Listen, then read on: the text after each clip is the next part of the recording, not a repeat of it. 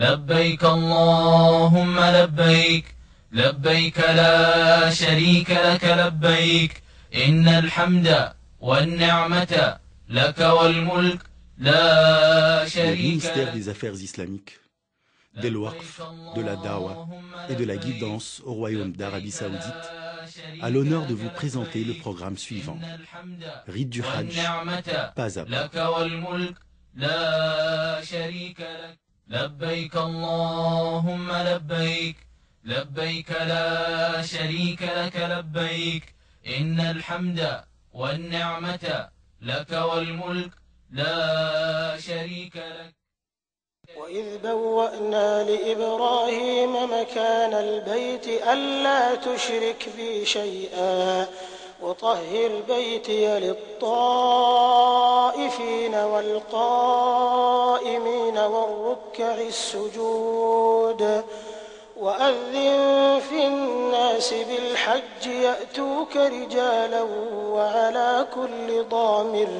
وعلى كل ضامر يأتين من كل فج عميق. La Mecque, cette ville honorée, abrite la Kaaba, qualifiée dans le Saint-Coran de maison antique. C'est là que les cœurs des musulmans de par le monde cherchent refuge. C'est vers elle que s'orientent les fronts et les cœurs en toute humilité et soumission vis-à-vis d'Allah, 5 fois par jour. C'est vers elle que viennent les musulmans de tout chemin éloigné afin d'accomplir leur rite. C'est autour d'elle qu'ils font le tawaf depuis le jour où Ibrahim, paix sur lui, l'a bâti par obéissance à l'ordre de son Seigneur. Ainsi les musulmans se plient à leur tour à l'ordre d'Allah de faire le pèlerinage à cette maison, laquelle fut la première à être édifiée pour que les gens y adorent Allah, à la lumière d'une guidance et d'une foi dépouillée de toute fausse croyance et de toute conception erronée. إن أول بيت وضع للناس للذي ببكة مباركا وهدى للعالمين فيه آيات بينات مقام إبراهيم ومن دخله كان آمنا ولله على الناس حج البيت من استطاع إليه سبيلا ومن كفر فإن الله غني عن العالمين. Lorsqu'Allah, exalté soit-il, voulut que la lumière de l'islam voie le jour, il envoya le dernier de ses prophètes, Mohammed, paix et bénédiction sur lui, avec la religion de vérité, et ce afin de la faire triompher sur toute autre religion, de montrer aux gens l'ignorance et l'égarement auxquels ils avaient succombé, et de leur élucider la vérité du culte d'Allah, en raison de laquelle il créa aussi bien les humains que les djinns. Il fut dûment constaté que le prophète, paix et bénédiction sur lui, dit « L'islam est bâti sur 5 piliers. L'attestation que nul n'est digne d'être adoré en dehors d'Allah et que Mohammed est le messenger d'Allah, la pratique de la prière, l'acquittement de l'aumône légale, le jeûne du ramadan, l'accomplissement du pèlerinage à la Mecque. Le hajj est donc l'un des piliers de l'islam. Un musulman qui a les moyens d'accomplir le hajj n'aura la foi parachevée que s'il l'accomplit. Le hajj est le 5e pilier de l'islam. Il est obligatoire pour tout musulman pubère, sain d'esprit et libre, une seule fois au cours de sa vie, à condition qu'il soit capable de l'accomplir aussi bien au niveau financier que sanitaire. En effet, des millions de pèlerins affluent vers les terres saintes afin d'accomplir ces rites, ayant foi en l'éminence du statut de cette obligation religieuse et en l'importance de fournir des meilleurs services à quiconque vient s'acquitter de cette obligation. Le gouvernement du serviteur des 2 saintes mosquées, le roi Abdallah ibn Abdelaziz, a mis en œuvre tous ses moyens matériels et humains et a orienté tous ses ministères vers le service de hôte de Rahman, Allah, afin de leur assurer le confort et la sécurité dès leur arrivée sur les territoires saoudiens et jusqu'à leur retour dans leur pays, entourés de la protection d'Allah, exalté soit-il. Vous allez réaliser, chers frères, que nombre de projets, de services et de programmes diversifiés furent élaborés et mis à votre disposition afin de vous assurer confort, sécurité et bien-être. N'hésitez pas alors à en profiter. Vous êtes le bienvenu, cher hôte, au sein du pays des 2 saintes mosquées.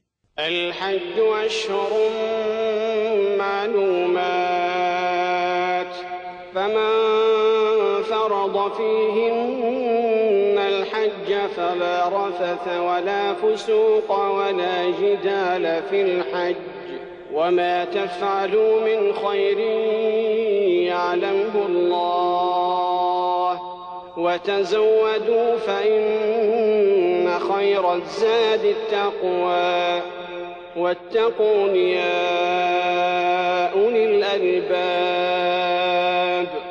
Il existe 3 types de hajj, connus sous le nom de nusuk. Chacun se distingue par une qualité et des obligations qui doivent impérativement être remplies pour que le hajj soit valable. Ces 3 nusuk sont at-tamattu', al-qiran, al-ifrad. Le meilleur de ces 3 types étant le tamattu', qui s'effectue en entrant en état de ihram avec l'intention d'accomplir une umra lors des mois du hajj. Ensuite, en achevant le tawaf, le sa'i et le raccourcissement des cheveux, le pèlerin quitte ainsi l'état de l'ihram.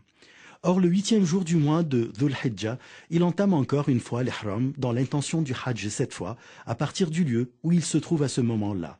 Il se dirige ensuite vers les lieux saints et accomplit le hajj. Il est tenu de faire un sacrifice ou, s'il n'en a pas les moyens, de jeûner 3 jours au cours du hajj et cette autre une fois rentré chez lui. Quant au hajj du type qiran, il consiste à entamer le ihram en combinant les 2 intentions du hajj et de la umra ensemble, en se disant « labbayka umratan wa hajjan ». Une fois arrivé à la Mecque, le pèlerin doit accomplir le tawaf al-qudum ainsi que le sa'i du hajj et de la umra, et ce tout en préservant son ihram sans jamais se désacraliser.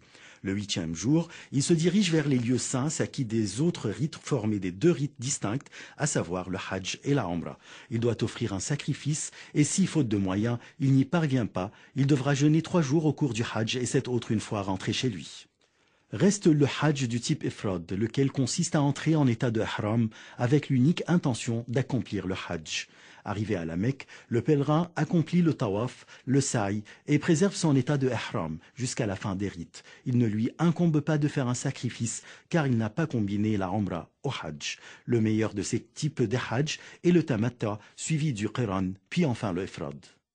Chers frères, si vous comptez voyager à la Mecque, afin d'accomplir les rites du hajj et de la umra, il vous sera impératif d'entrer en état de ihram à partir d'un des miqat que le prophète, paix et bénédiction sur lui, détermina à savoir. Dhul Hulayfa, le miqat des habitants de Médine connu aussi sous le nom de Abyar Ali. Al-Juhfa, le miqat des habitants du Sham, il est situé à proximité de la ville Rabigh. En effet, les gens entament aujourd'hui leur ihram à Rabigh. Qarn al-Manazil, il est situé à Najd et aussi sous le nom de As-Sayl al-Kabir. Yalamlam, le miqat des habitants du Yémen, sachant qu'ils entrent en état d'ihram à partir des Saadiyya. Dhat Irq, le miqat des habitants de l'Irak. Quant aux habitants de la Mecque, ils entament leur ihram pour le hajj à la Mecque même. Ceci dit, il incombe à quiconque passant par ces miqats dans l'intention d'accomplir le hajj ou la umra d'entamer l'ihram à partir du miqat correspondant à sa provenance. Or, celui qui dépasse intentionnellement son miqat sans entrer en état d'ihram doit impérativement y retourner et entamer son ihram. Sinon, il est tenu d'expier sa faute en sacrifiant une brebis à la Mecque et en distribuant sa chair aux pauvres.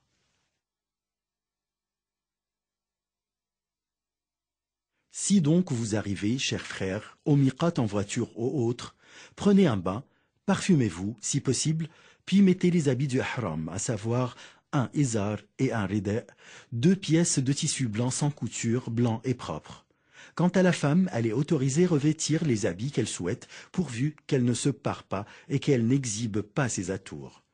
Ensuite, formulez l'intention d'entrer en état d'ihram pour accomplir la umra. Or, si vous arrivez au miqat par voie maritime ou aérienne, le pilote ou le capitaine ont généralement l'habitude d'annoncer aux passagers qu'ils passent parallèlement au miqat afin de permettre aux pèlerins de porter les habits de ihram. D'ailleurs, il n'y a aucun inconvénient à ce que le pèlerin quitte sa maison vêtu des habits du ihram. Le cas échéant, il entamera la talbiya comme signe de son entrée en état d'ihram dès que le navire ou l'avion passera parallèlement au miqat. Notons que la talbiya se fait à haute voix par les hommes et non les femmes.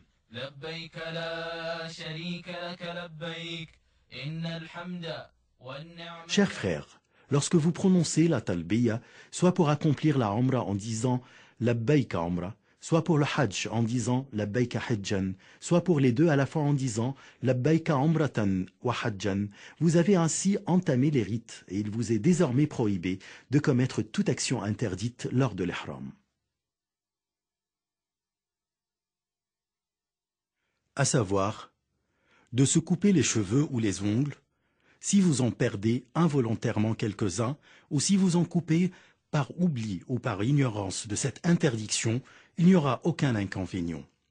De se parfumer le corps ou les vêtements, quant aux traces du parfum mis préalablement à votre entrée en état d'ihram, ceci n'est pas prohibé. De procéder à la chasse des animaux, soit en les tuant, soit en les poursuivant, soit en aidant autrui à les chasser. D'abattre les arbres ou de couper les plantes de la zone sacrée. D'ailleurs, ceci est prohibé aussi bien pour celui qui est en état d'ihram que pour celui qui ne l'est pas.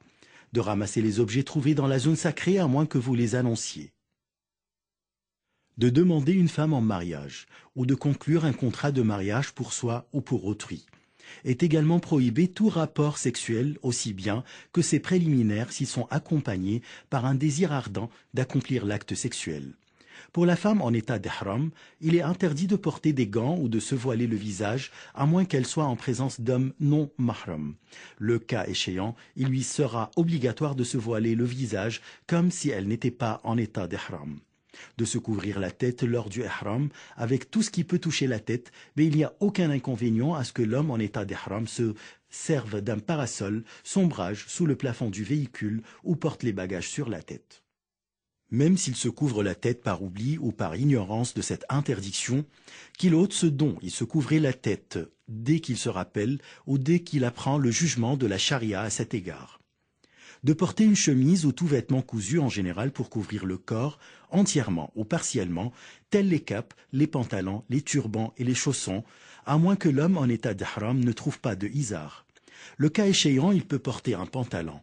De même, s'il ne trouve pas de sandales, il peut alors porter des chaussons sans inconvénient. Il est permis à la personne en état d'ihram de mettre des sandales, de porter une bague, des lunettes, une montre, un sonotone, une ceinture et un porte-monnaie pour garder son argent et ses papiers. Il lui est permis également de changer les habits du ihram, de les nettoyer et de se laver la tête et le corps. Même si quelques cheveux tombent malgré lui ou encore s'il se blesse, il n'y aura aucun inconvénient.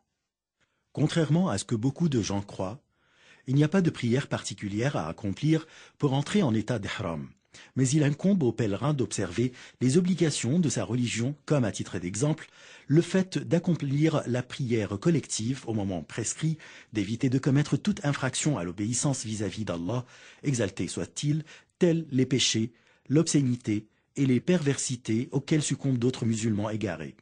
Arrivé à la Mecque où se trouve la Kaaba ou la maison antique d'Allah, il est préférable que celui qui est en état d'ihram prenne un bain dès son arrivée. En entrant à la Masjid al-Haram, le pèlerin entre par le pied droit en disant « A'udhu billahi al-azim, wa wajhihi al-karim, wa sultanihi al-qadim, min ash-shaytan al-rajim, Allahumma aftah li abwaba rahmatik » En effet, il est préconisé de dire cette invocation en entrant dans toute mosquée en général. Ensuite, le pèlerin se dirige vers el-Kaaba afin d'entamer le tawaf. Selon la sunna, l'homme doit observer al-ittiba, c'est-à-dire le fait de laisser son épaule droite découverte et de s'envelopper de son rida, de sorte que le milieu de celui-ci passe par-dessous l'aisselle droite et de couvrir avec ses extrémités son épaule gauche. Ensuite, le pèlerin doit entamer le tawaf qui se compose de 7 parcours à commencer de la pierre noire. S'il parvient à y accéder, qu'il l'embrasse si possible sans jamais gêner les gens, ni en les poussant, ni en les bousculant, les insultant ou les frappant. Tout acte de la sorte serait une faute vu le préjudice qui en découle à l'égard des musulmans. Il suffit en l'occurrence de pointer vers la pierre noire de loin en disant « Allahu Akbar ». Ensuite, le pèlerin commence son tawaf en évoquant Allah, exalté soit-il, en implorant son pardon, en faisant les invocations qu'il désire ou en récitant le Coran, et ce sans jamais élever sa voix en faisant des invocations particulières, à l'exemple de certains, car ceci brouille les autres pèlerins. Une fois arrivé, cher pèlerin, au coin yéménite, touchez-le de votre main si possible, mais ne l'embrassez pas, et ne vous frottez pas non plus contre lui, comme ceux qui en le faisant contreviennent à la sunna du prophète, paix et bénédiction sur lui. Si vous ne parvenez pas à toucher le coin yéménite, poursuivez votre parcours sans pointer vers lui ni prononcer le takbir. Notons également que selon la sunna, Il est préférable que le pèlerin dise, lorsqu'il se trouve entre le coin yéménite et la pierre noire, « Rabbana atina fid dunya hasana wa fil akhirati hasana wa qina adhab an-nar » Le pèlerin achève ainsi son tawaf de cette même manière jusqu'à ce qu'il termine 7 parcours, commençant par la pierre noire avec chaque parcours et finissant par le retour à ce même point de départ. Selon la sunna, le pèlerin doit observer ar-ramal, c'est-à-dire le fait de marcher à pas rapides et rapprochés, et ce seulement lors des 3 premiers parcours de tawaf al-qudum.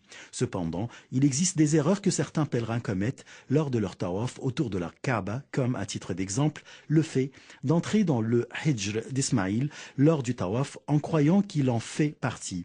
En effet, le tawaf à l'intérieur du hajj l'annule car ceci réduit le tawaf prescrit, étant donné que, le cas échéant, le pèlerin aurait limité son parcours à une partie de la Kaaba. De toucher tous les coins de la Kaaba et peut-être même ses murs, de les caresser, de se frotter contre sa housse, sa porte et Maqam Ibrahim, car tout ceci est prohibé et fait partie de Beda ou innovations religieuses, lesquelles ne sont puisées dans aucune des sources de la Sharia et ne furent jamais entreprises par le prophète. D'élever la voix lors du tawaf car ceci dérange les autres, de se bousculer les uns des autres, notamment lorsque les femmes poussent les hommes devant la pierre noire et Maqam Ibrahim, un comportement qu'il faudrait absolument éviter. Une fois le tawaf terminé, vous pouvez recouvrir alors, chers pèlerins, votre épaule droite. Selon la sunna mu'akkada, il faut accomplir 2 rak'ah derrière Maqam Ibrahim si possible, sinon vous pouvez les accomplir à n'importe quel lieu del Masjid al-Haram. Après Al-Fatiha, vous récitez la sourate del Kafirun au cours de la première rak'ah et la sourate del Ikhlas au cours de la seconde. Cependant, il n'y a aucun inconvénient si vous récitez d'autres sourates.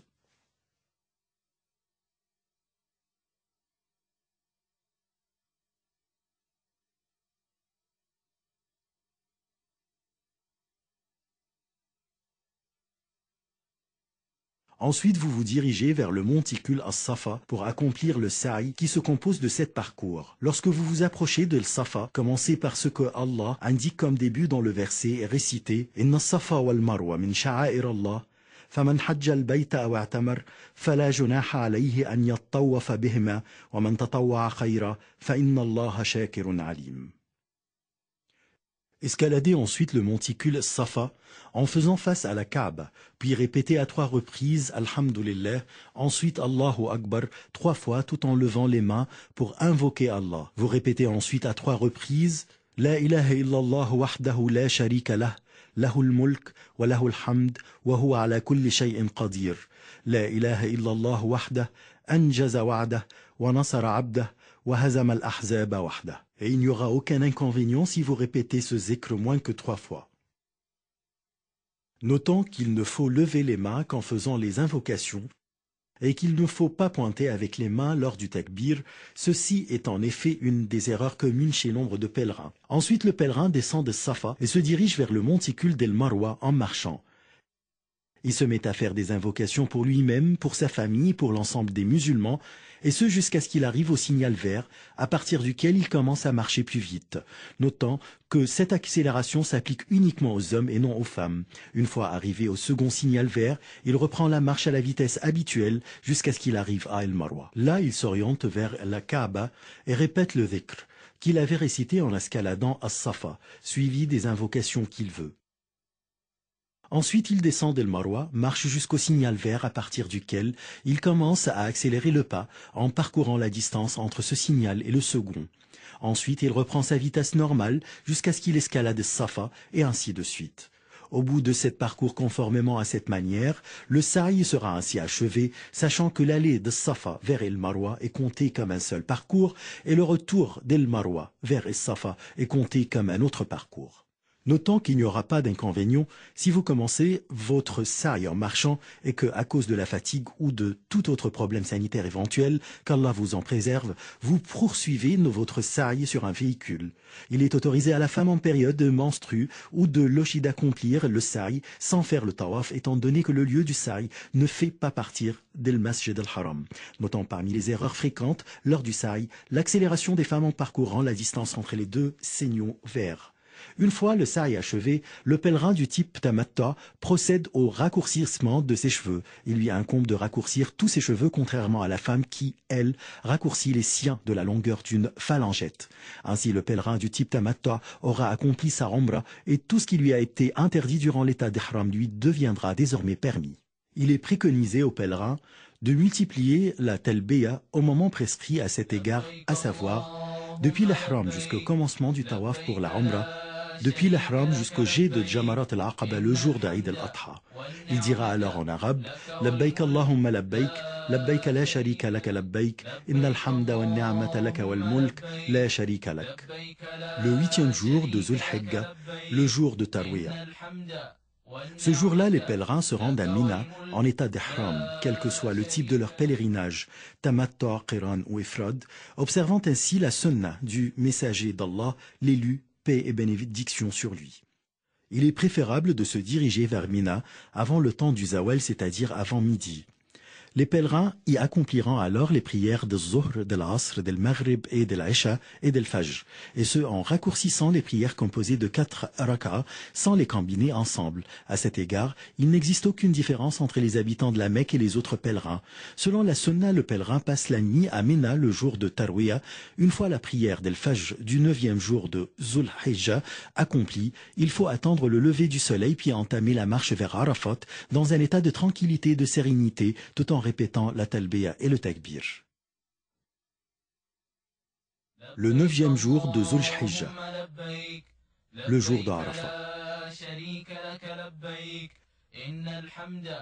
Ce jour solennel, le jour que le messager d'Allah qualifia du meilleur du jour.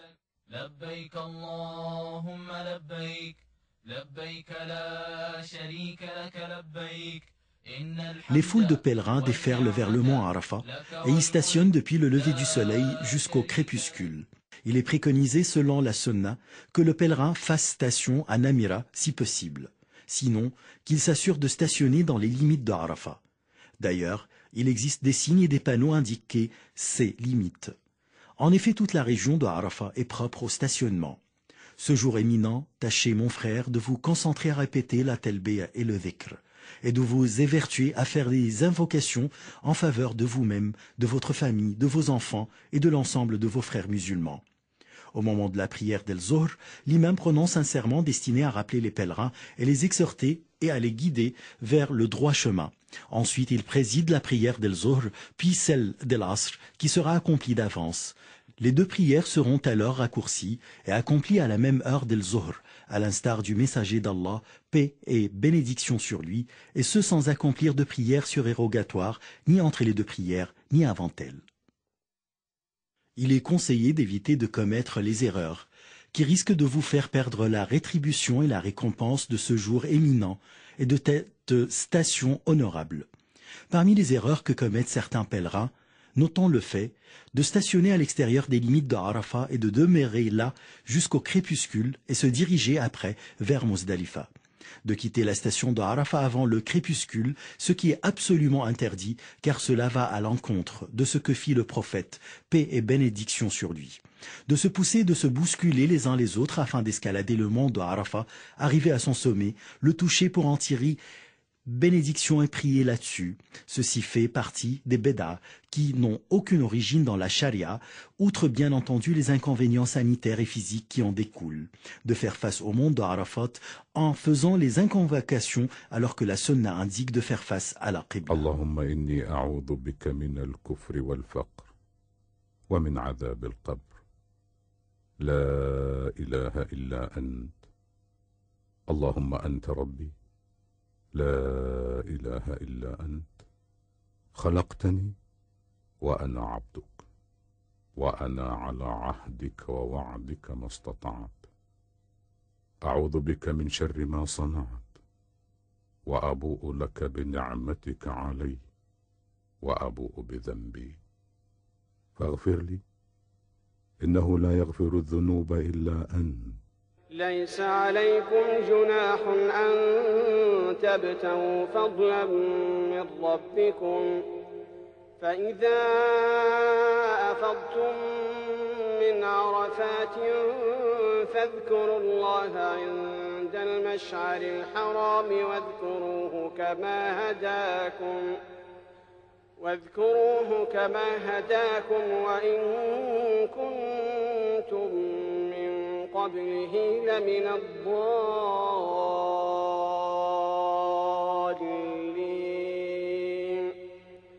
ثم أفيضوا من حيث أفاض الناس واستغفروا الله إن الله غفور رحيم.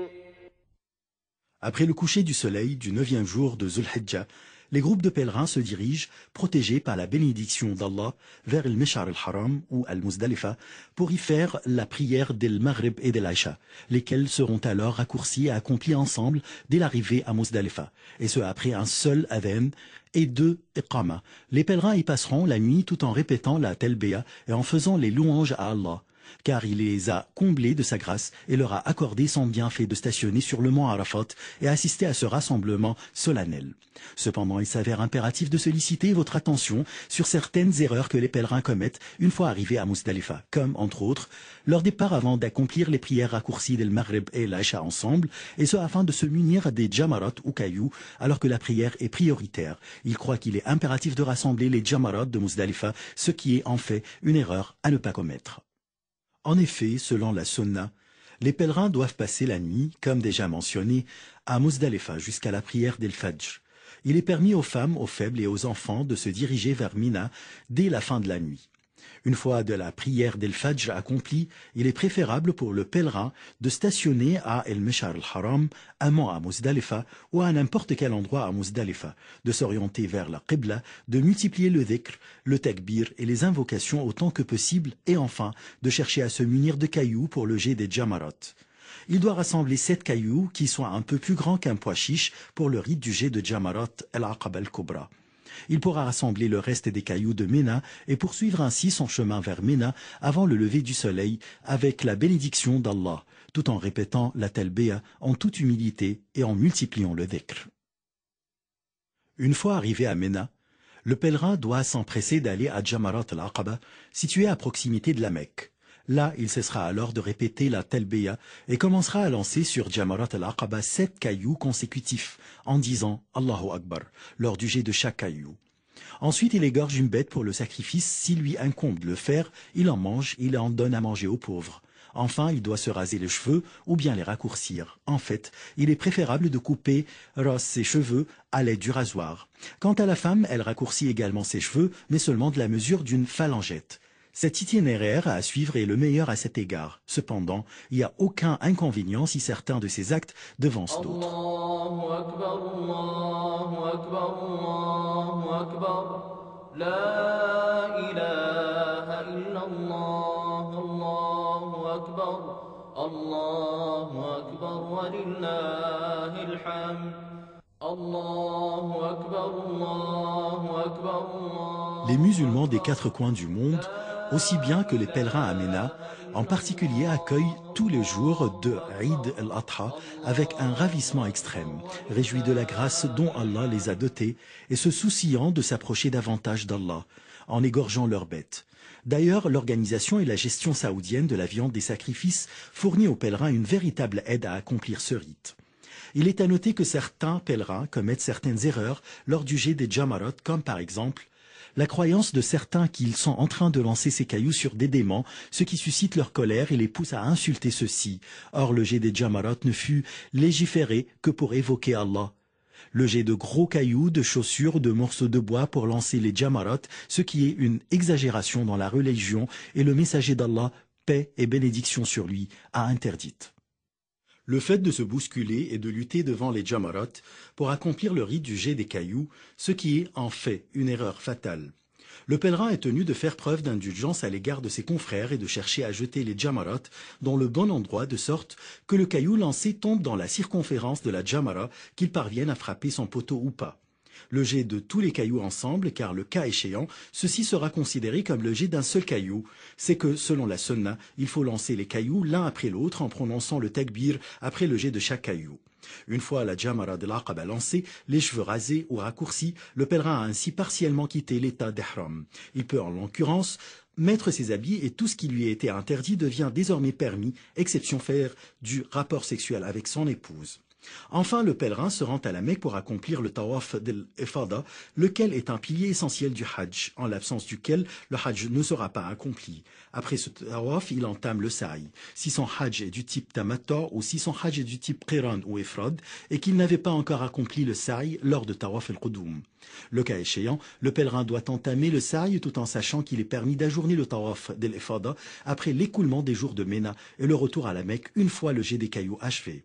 Après le tawaf et l'ifada, le jour de Nahr, tout ce qui était interdit aux pèlerins redevient désormais permis, y compris le rapport sexuel avec l'épouse. Il retourne ensuite à Mina pour y passer les 3 jours de Tashriq, à savoir la veille du 11, du 12 et du 13 de Zulhijjah. Il peut même partir au bout de 2 nuits seulement, tel que l'indique le verset.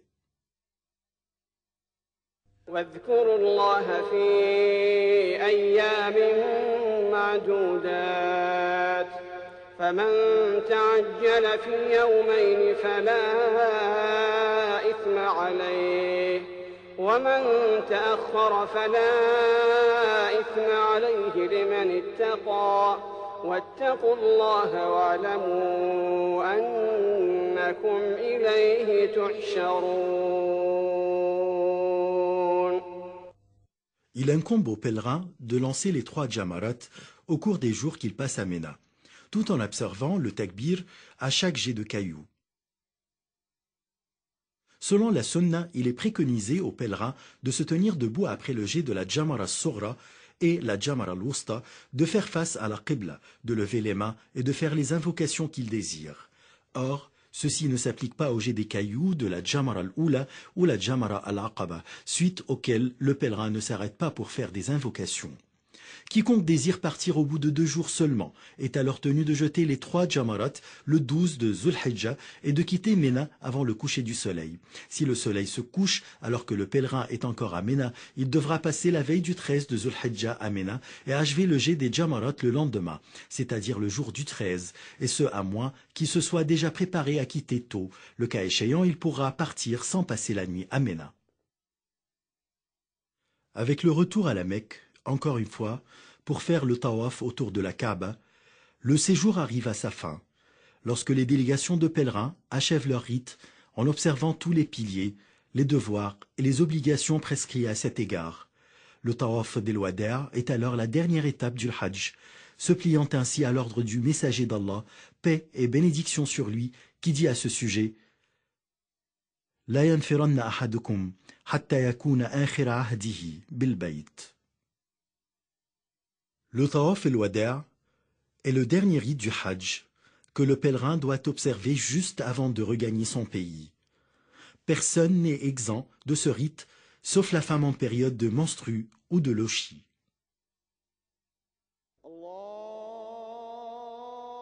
Médine et la visite de la mosquée du prophète.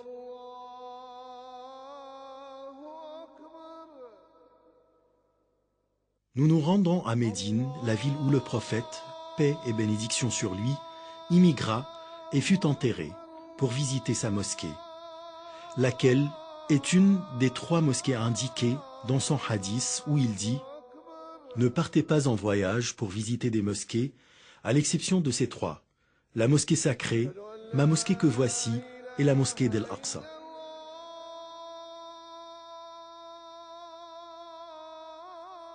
En effet, bien que la visite de la mosquée du prophète ne fasse pas partie des conditions ou des obligations rituelles du Hajj, ni que rien ne la lie au Hajj et qu'elle ne nécessite pas d'être en état d'ihram, elle est permise, voire préférée, à n'importe quel moment de l'année. Étant donné qu'Allah a facilité aux pèlerins d'avoir accès au pays abritant les 2 saintes mosquées, il est préconisé, selon la sunna, de visiter Médine afin d'accomplir la prière dans la mosquée du prophète, une prière qui vaut mieux que 1000 prières dans toute autre mosquée, hormis Al-Masjid al-Haram, où la prière vaut mieux que 100 000 prières dans toute autre mosquée. Ensuite, le pèlerin peut saluer le messager d'Allah, paix et bénédiction sur lui. Une fois arrivé chez visiteur à la mosquée du prophète, entrez d'abord du pied droit, commencez par la basmala et la prière pour le prophète, paix et bénédiction sur lui, puis implorez Allah de vous ouvrir les portes de sa miséricorde en disant « بسم الله والصلاة والسلام على رسوله أعوذ بالله العظيم ووجهه الكريم وسلطانه العظيم من الشيطان الرجيم اللهم افتح لي أبواب رحمتك. D'ailleurs, il est également préconisé de dire cette invocation en entrant dans toute autre mosquée. Une fois entré à la mosquée, accomplissez les 2 rak'ahs de la prière de la salutation de la mosquée. Il est préférable d'accomplir cette prière dans Ar-Radwa. Sinon, vous pouvez l'accomplir à n'importe quel endroit dans la mosquée. Ensuite, dirigez-vous, chers visiteurs, vers le tombeau du prophète, paix et bénédiction sur lui. Tenez-vous debout devant lui et commencez par cette salutation en disant avec bienséance et à mi-voix Assalamu alayka ayyuhan nabiyyu wa rahmatullahi wa barakatuh. Allahumma atihi al-wasilata wal-fadila wa ba'athu Allahu al-maqam al-mahmoud alladhi wa'adtah. Allahumma ajzihi an ummatihi afdala jaza'. Ensuite, tournez-vous un peu vers la droite pour vous tenir devant le tombeau de Abu Bakr as-Siddiq, saluez-le et implorez Allah de lui accorder sa miséricorde, son pardon et son agrément. Enfin, déplacez-vous un peu plus vers la droite pour vous tenir devant le tombeau de Omar. De même, saluez-le et implorez Allah de lui accorder sa miséricorde, son pardon et son agrément. À ce sujet, rappelons que certains visiteurs de la mosquée du prophète commettent des erreurs jugées en fait comme béda, qui n'ont aucune origine dans la charia, ni furent-elles rapportées par aucun des compagnons, qu'Allah soit satisfait d'eux, notant, à titre d'exemple, parmi ces actes, le fait de se frotter contre la fenêtre de la chambre et les coins de la mosquée et de faire face au tombeau en faisant les invocations, alors que c'est vers la qibla qu'il faut se diriger lors des invocations. Selon la sunna, il vous est conseillé de visiter les tombeaux des gens de Al-Baqiya où furent ensevelis nombre de compagnons, entre autres le 3e calife Othman ibn Affan, qu'Allah soit satisfait de lui. Il vous est préconisé également de visiter les tombeaux des martyrs de la bataille Uhud et entre autres celle du maître des martyrs Hamza ibn Abd al-Muttalib. Saluez-les et sollicitez Allah en leur faveur à l'instar du prophète qui a appris à ses compagnons de dire lors de la visite des tombes Assalamu alaykum ahla ad-diyar min al-mu'minina wal-muslimin wa insha Allah inna bikum lahiqun nas'al Allah lana wa lakum al-afiyah. Étant donné que vous êtes à Médine, chers visiteurs, il est préférable alors, selon la sunna, que vous vous purifiez pour visiter la mosquée de Quba, la première mosquée en islam, suivant ainsi le prophète qui incita à faire la prière dans cette mosquée. En effet, il n'existe pas à Médine de mosquée ni de lieu dont la visite est préconisée à part ceci. À quoi bon faire l'effort et supporter le fardeau de se déplacer ici et là pour faire des visites qui ne seront pas récompensées? Finalement, lorsque le pèlerin regagne son pays, il doit se rappeler des rites du Hajj qu'il a accomplis. À chaque fois où il se sent tenté par un péché, qu'il se rappelle de son stationnement à Arafat, de son tawaf autour de la Kaaba, de dhikr Allah, dans les différents lieux sacrés du Hajj. Tout ceci l'aidera à se prémunir contre les péchés. Je prie Allah, le Très-Haut, de nous octroyer tous un Hajj pieusement accompli, d'absoudre nos péchés et d'agréer nos efforts. Chers frères, vous êtes le bienvenu comme hôte au sein du pays des 2 saintes mosquées, le royaume d'Arabie Saoudite. لبيك اللهم لبيك لبيك لا شريك لك لبيك إن الحمد والنعمة لك والملك لا شريك لك